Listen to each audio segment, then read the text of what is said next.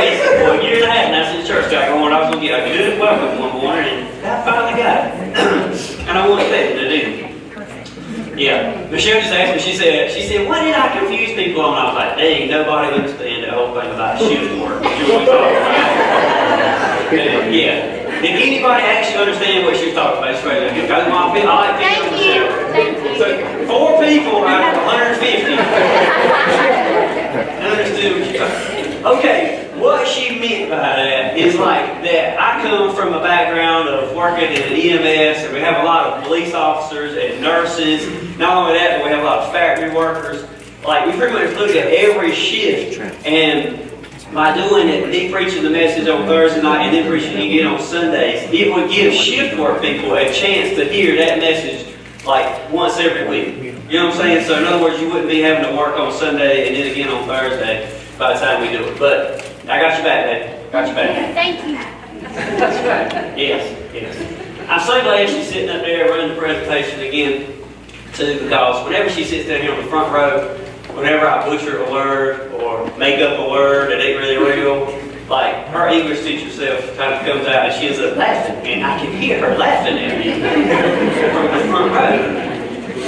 And I appreciate it. So I can't hear her smart comments nearly as well because she's sitting way back there in the booth. So anyway, if you got us this morning, if you were here last week, you saw me bring out the circle.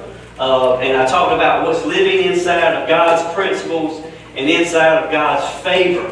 And about that being a place of safety, and not only a place of safety, but a place of blessing in your life. And I talked about how like we tend to step out across that line and in our own little ways sometimes. We tend to kind of cross the boundary, and we get over here in no man's land, or in our land, so to speak, and we end up getting the unwanted consequences from doing so. So today what I want to talk about is if you find yourself outside of that circle, then how do you get back in? A couple of y'all actually mentioned to me after the service, and it was just great because if you've ever lived outside of God's favor, if you've ever walked away from God, and I don't care if you've been saved for a week or 50 years, I don't care how good of a Christian you are, or how weak you are in your faith, at some point we all tend to find ourselves kind of cross that line from time to time. In one area of our life, or maybe in our whole life, or whatever. And it's so hard because, like out here, inside that circle is truth, but out here, we hear a whole lot of lies. We hear a whole lot of lies from the enemy, a whole lot of lies from ourselves, and honestly, we get so confused and so turned around sometimes that we don't even know how to get back to that circle, even if we want to. And I've been there before because I know it. But in order, I think, and I was trying to think of a way to kind of steer our brains in one direction with this message. And I was thinking about, are you teachable? Because if all of us listen to God's voice, God will teach us how to get back into favor and how to get back into blessing. He'll teach us how to get home again. But so many times we don't listen, and we're bad students. Now, I have a special place in my heart for this message because for so long, I was a bad student. Not only in spiritual speaking, but I was a bad student in high school. Like, I currently hold the record at Benfield High School, Wilson, for the most tardings ever in 1 year. 167. Yeah. Don't do as I say, or do as I do. Yeah, I don't know what the word is, but anyway. What's that saying, Michelle? No, do as I say, not as I do, right? Yeah. Uh-huh. If you're a teenager, show up to class. But I am kind of proud of that record because it is an unbreakable record. There's only 180 days in the school year, so I was on time 13 of those days. So that tells you what it was. But I was such a bad student, and the reason why I was a bad student is because I didn't come to school to learn the topic and to grow in myself. I came to school to basically pass my test and get through the day, and then so I could go home at 3 o'clock and I could go home. That's pretty much my philosophy when I was in high school. Like, I could care less if I actually learned the material, about actually walking out of school being a little bit better at the end of the day. I I cared about getting through the day. And a lot of us come to church and approach church in that very same philosophy. Or we'll approach God in that very same philosophy. Because I counsel a lot of people, and a lot of people, like, they always turn to the pastor when, like, you know, the junk has hit the fan and, like, their life is totally ruined, and they've got a situation in their life that makes them turn to God all of a sudden. You know what I'm saying? They got a test before it ends. They've got to figure it. They've got to hurry up and study. They've got to get something. And they just want God to fix that situation. I talked to somebody a few weeks ago, and he had sat there and I had talked to him for hours and hours.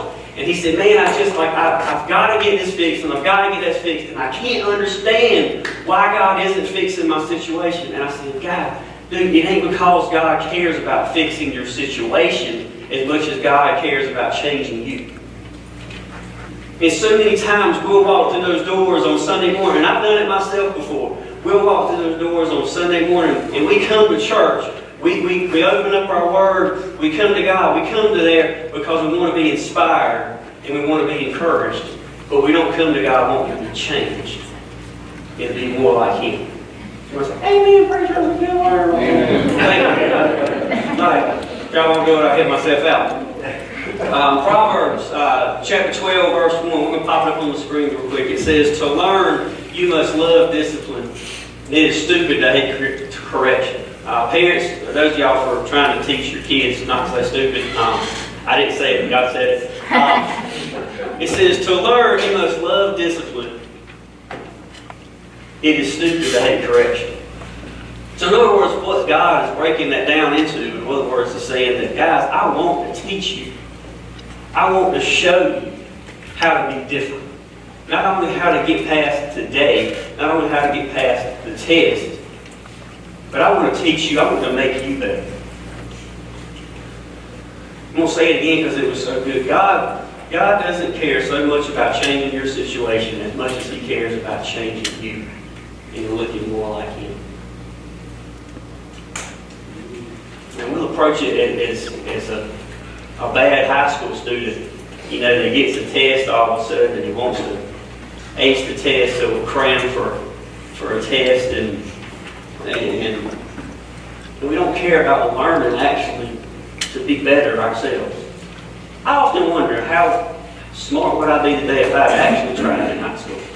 You know, that was funny. I often laugh.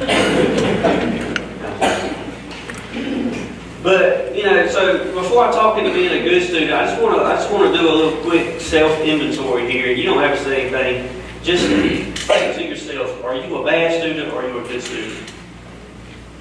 Like, what do bad students look like? Bad students often face the same failures over and over and over again. And I think chronic failure is like the number one sign that maybe you're not a very good student. Like student of God, we're talking about. I think it was neat that the disciples, like the thing they most often called Jesus was teacher. Because Jesus was always teaching. And He wanted them to learn and to grow and to be different. But I think that if you want to look at yourself and say, am I a good student? Are you different? To go back to my message a couple months ago, are you different today than the day you were before you met Jesus? And if you're not, have you really learned anything? And did you know, like for instance, marriages, let's talk about that for a minute. The divorce rate for previously divorced people is twice as high as it is for undivorced people. And actually, as you go up in the number of like consecutive marriages you get, I looked at this statistic. I actually said that word right. I was worried about it. I looked at this statistic on Google this weekend. It actually just rises exponentially and stuff. And so many times, I believe that's the reason why is because people, their situation is different. God has changed their situation. You know, God might have away from a bad marriage or a bad spouse, somebody just couldn't talk to, but they didn't change. But they didn't learn anything themselves. And they took the same character flaws into their next marriage. When that one failed, they took those same character flaws in their next marriage. I have people with jobs all the time. I know a lot of people who are like this who work. They'll be at work and they'll get the job they've always prayed for, always wanted, and they'll get that job, and then all of a sudden, they can't show up to work on time.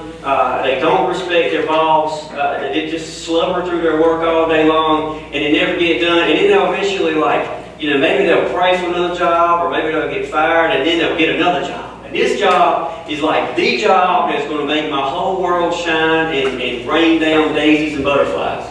You understand? And then they'll get that job, and guess what? It's the exact same thing. Because they brought those same character flaws into that other job.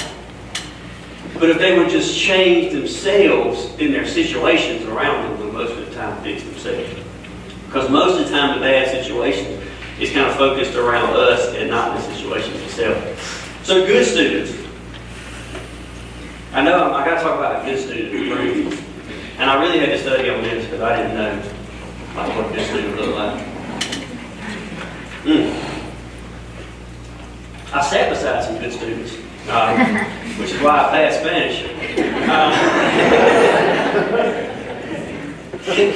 That's funny. I gotta give you a lot of stuff. I gotta watch what I say up here.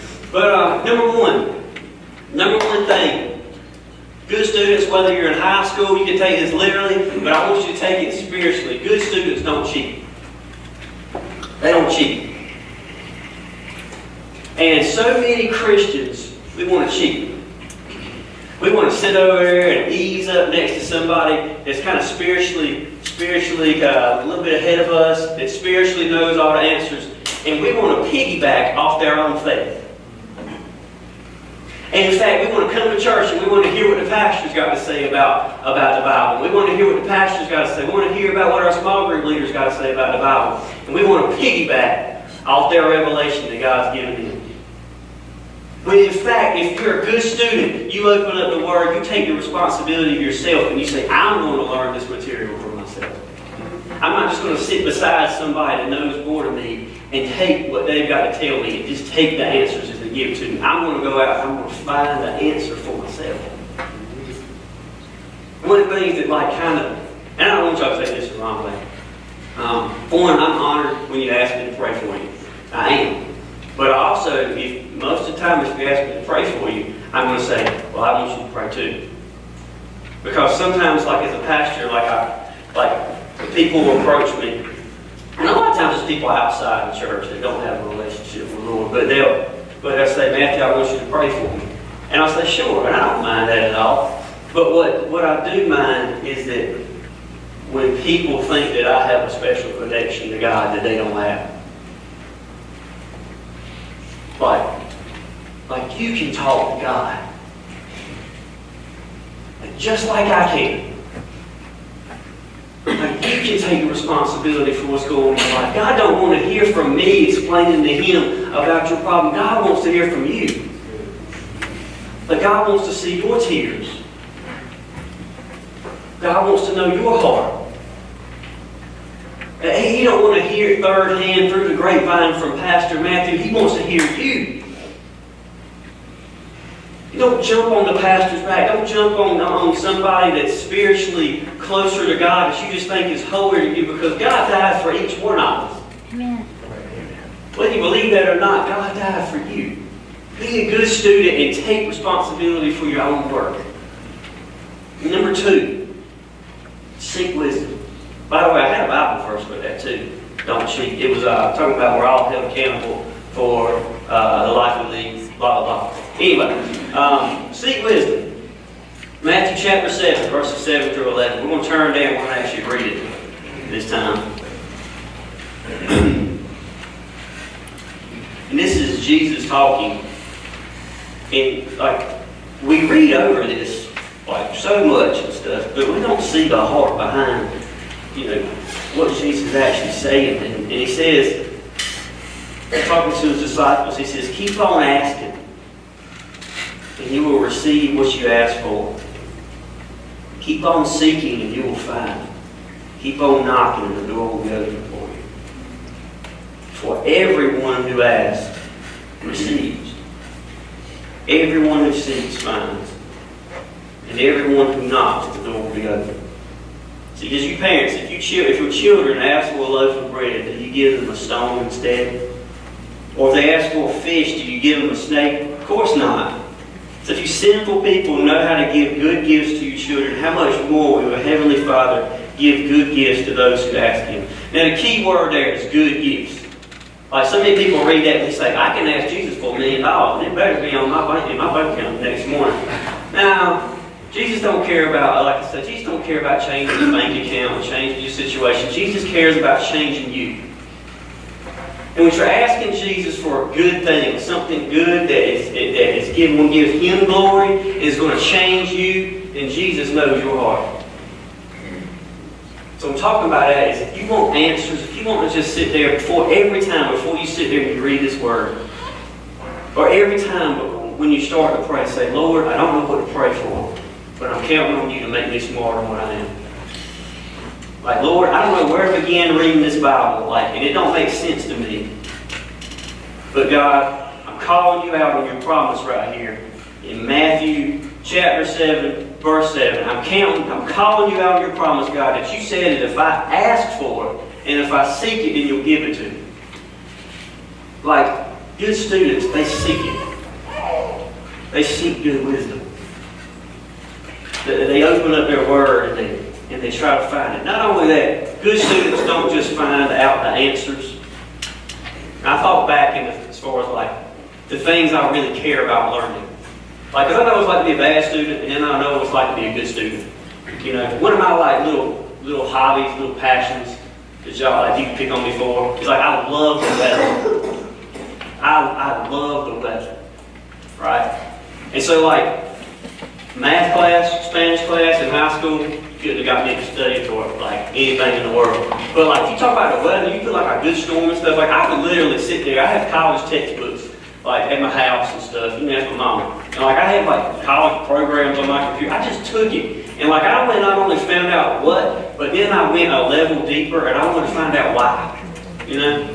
I want to find out why hurricanes did this and why tornadoes did this. And I also did that with medicine, right? Because I was a paramedic before I was a pastor. And I wasn't just satisfied. I loved medicine. I loved the way the human body worked and the way everything fit together. You could give a medicine here and it did this here and eventually bada bing, bada boom, you got a person feeling better. And I not only when I was in paramedic school, I not only wanted to find out what to do, but I took it a step further because I was being a good student that wanted that wisdom. I said, why? But so many of us, we just want the answer, but then we don't ask ourselves why God said something. I started doing this. Actually, she doesn't know, but Mama helped me start doing this when I was young as a teenager. But every time after I did something wrong, she would sit me down in my bed. She'd say, do you know what you did wrong? And I said, yes. She'd say, do you know what God said about this? And I said, yes. But I did. I knew the word of God. And then she said, now why do you think God wants you to not hit your sister when she deserves it?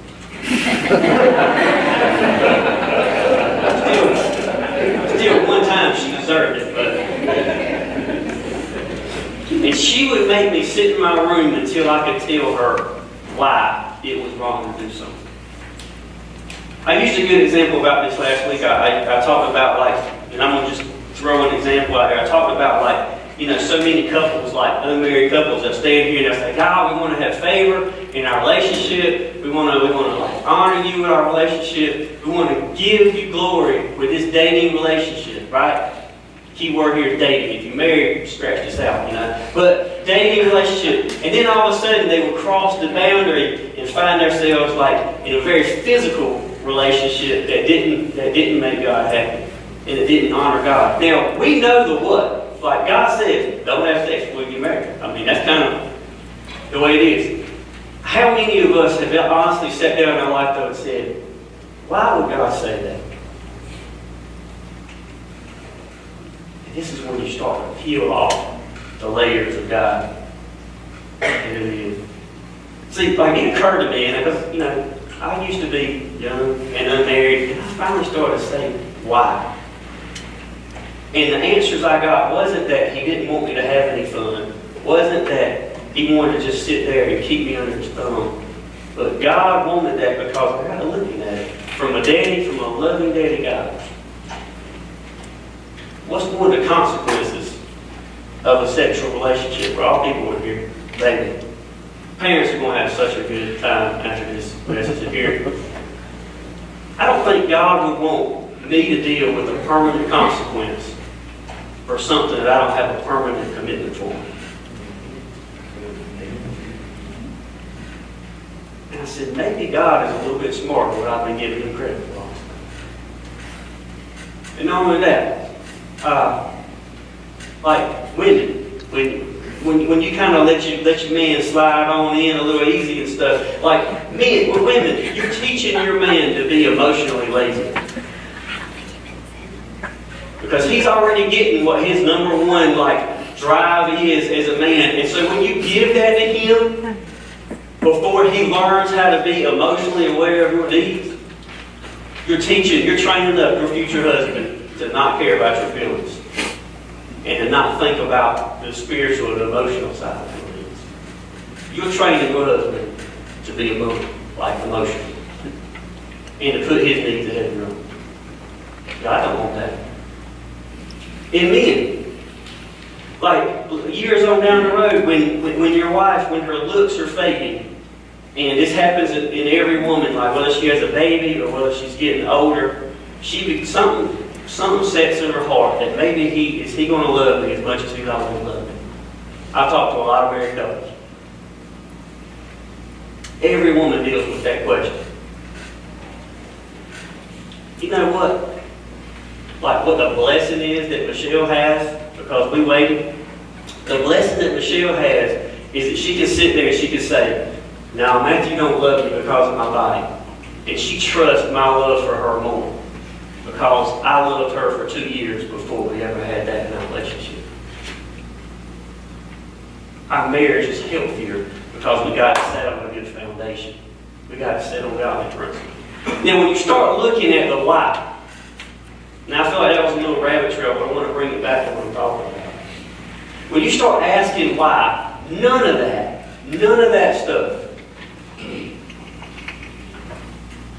was God trying to be vindictive? Was God trying to be controlling? Was God trying to take the fun away from your life? God was trying to give you something better. God was trying to make you safe.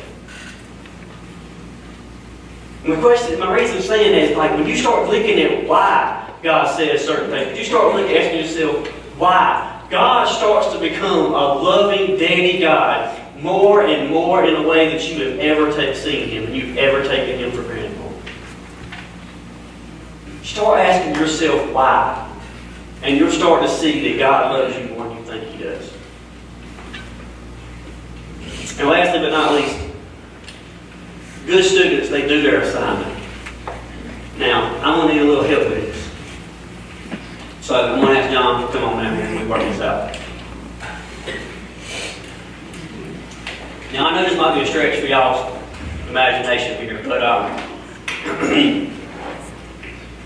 hold on a second. Let's just get you tied up here. Now, I know this might be a stretch for y'all's imagination. Just want y'all to really help me here. But John is going to play the devil right now. All right? Shouldn't be too much playing for y'all. All right, good. There you go. Do something devilish, John.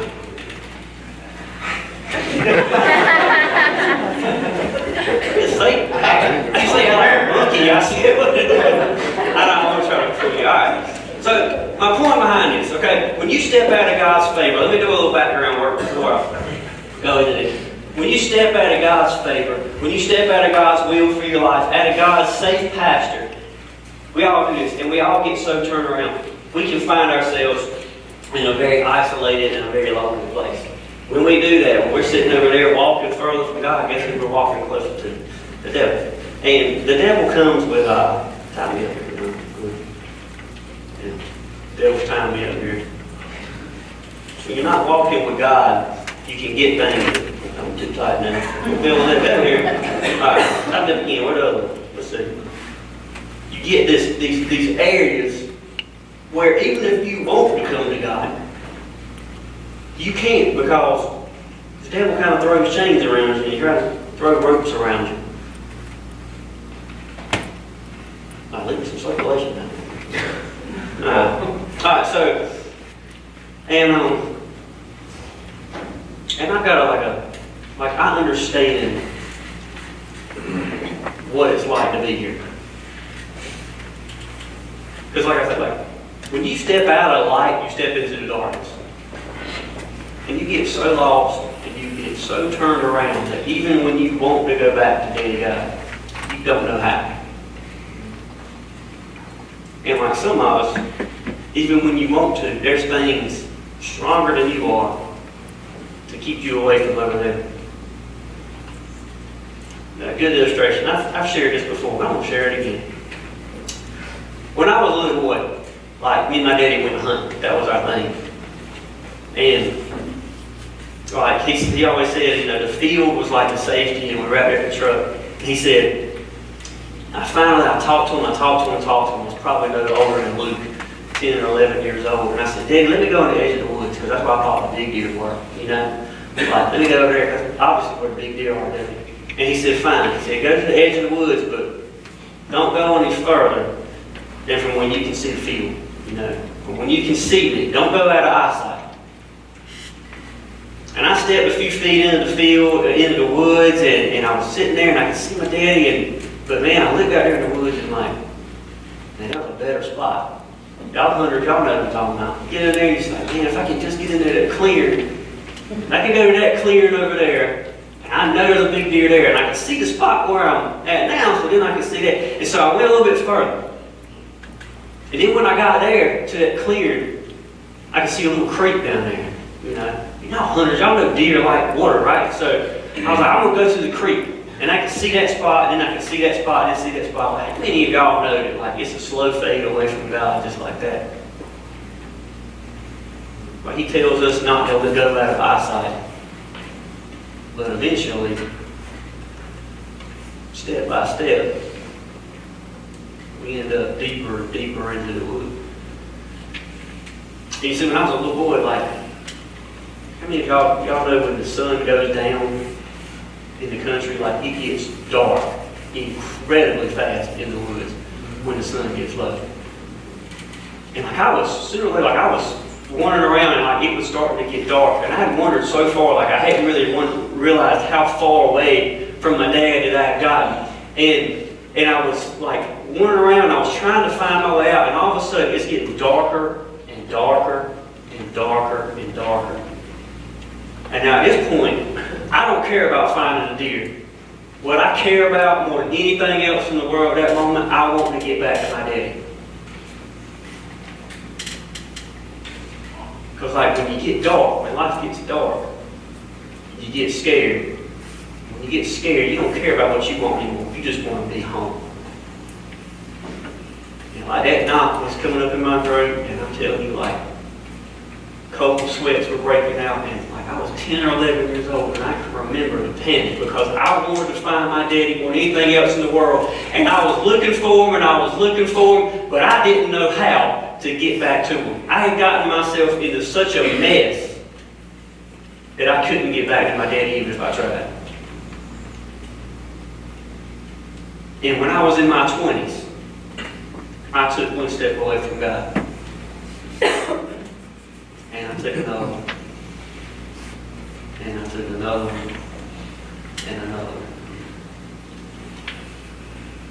And I got so lost in my life that there was nothing more I wanted to do than to get back home to my daddy God.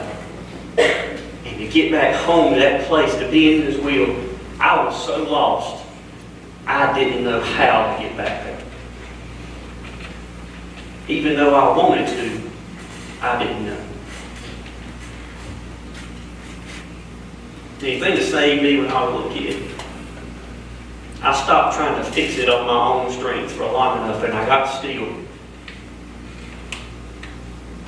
And I heard a voice, way off, but I heard it. Back there.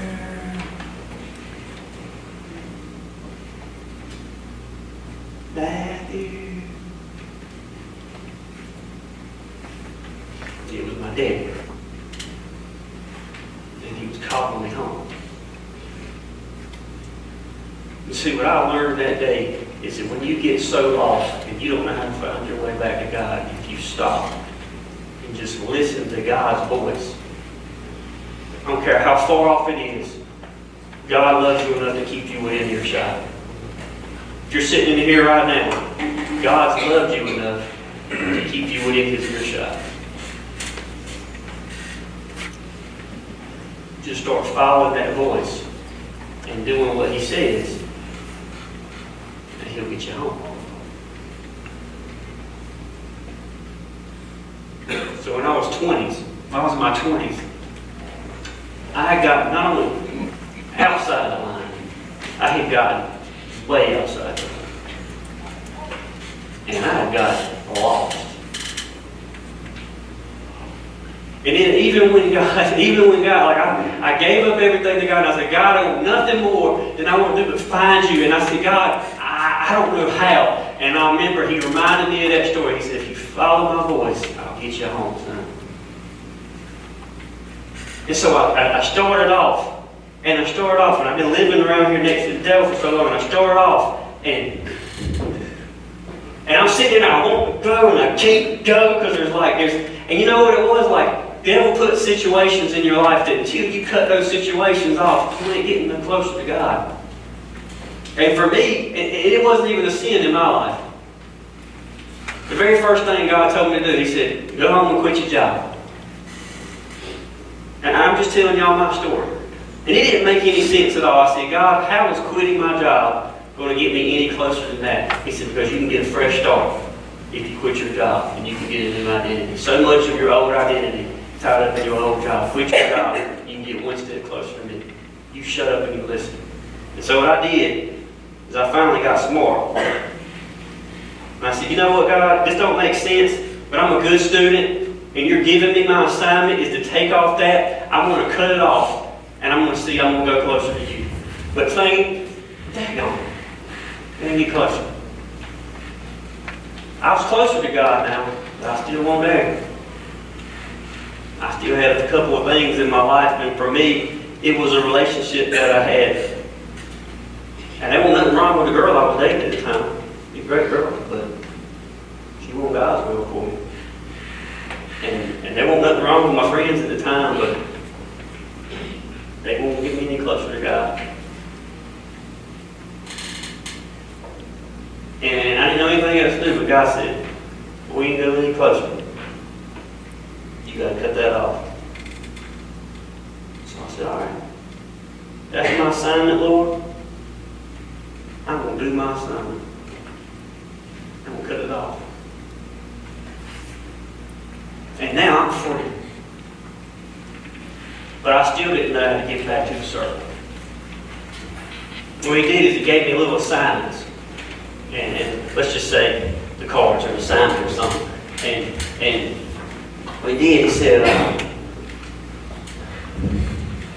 I'm standing over here, I'm still in the dark, and I'm still lost. Now I can go to God and I can free, but I still have no idea. He don't look that clear to me, sitting out there. Like it's foggy, and just like it was in that woods when I was a little boy. Like, I didn't know how to get there, but guess what? I could see the next assignment. And He said, son, you go out there, you trust me. And what my next assignment was, He said, before you get out there every morning, I want you to read your word. I want you to write down a verse on a rubber band. And I don't want it to be like, thou shalt not sin, thou shalt not steal.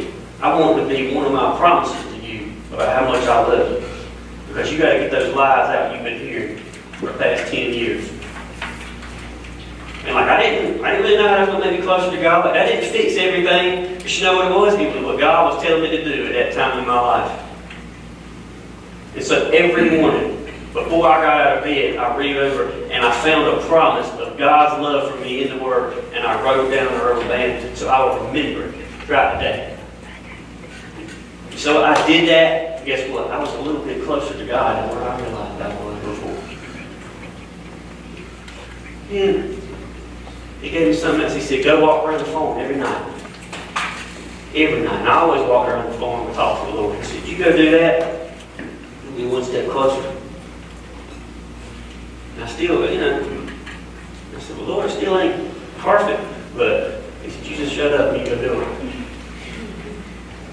So I started walking around the farm every single night. I mean, miles, hours. So I put down my Bible and just started going out here and praying to Him, and just for hours and hours. I sit there and I take my Bible out there and I read my Bible in the dark with a little phone and stuff. He said, you just put away all the distractions and focus on me. You'll be one step closer. You'll be one step closer. And I looked down and said, hey, you just go do the next assignment. You pick up the purple card, Matthew. You do that next assignment. You go join the ministry.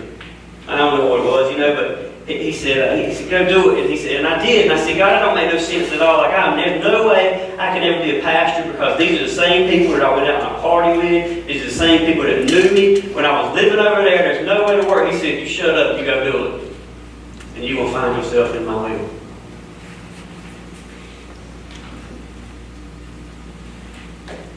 The day I became a pastor was the day I felt home again.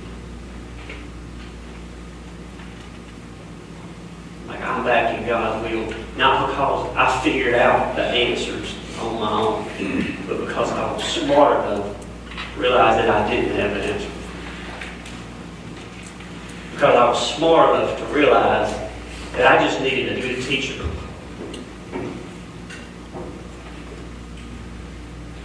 Tell you something, a lot of y'all are out there right now, and I ain't got to convince you, because if you know you're out there, you know. And you don't know how to get back to here, where you're sitting there saying, yes, I'm standing 100% in your will, Lord. I'm standing in 100% of your favor. You have no idea how to get back here. Guess what? If you're listening to God, just like that little boy was in the woods, if you'll stop trying to do it all on your own enough and listen, I promise you, if you cry out to Him, He's going to call out to you. You might not see the whole path right now, but He'll give you your first assignment. He'll tell you something to either cut off, or He'll tell you something to do, and He'll get you a step closer. And when you're obedient in that, when you put your faith in the obedience, then your faith is put to work. And God will get you home. I promise it will. Guys, I'm going to come up here and close this out.